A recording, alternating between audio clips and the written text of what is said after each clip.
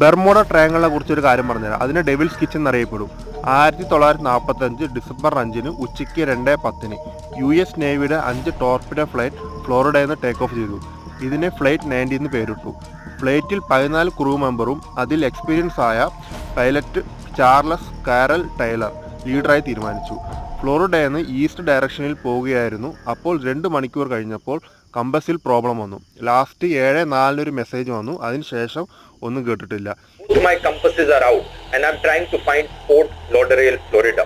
I'm over land but it's broken. I'm sure I'm in the Keys but I don't know how far down and I don't know how to get to Fort Lauderdale. നോക്കാൻ വേണ്ടിയിട്ട് വേറെ ഫ്ലൈന് 13 crew മെമ്പറായിട്ട് അങ്ങോട്ട് അയച്ചിരുന്നു.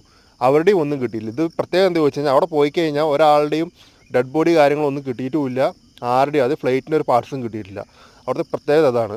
ഇതിൻ്റെ full history ഇനി ഞാൻ എൻ്റെ channel ഇട്ടുകൊണ്ടിരിക്കും. അപ്പോൾ വീഡിയോ ഇഷ്ടപ്പെട്ട് സബ്സ്ക്രൈബ് ചെയ്യുക. നമുക്കിനി അടുത്ത വീഡിയോ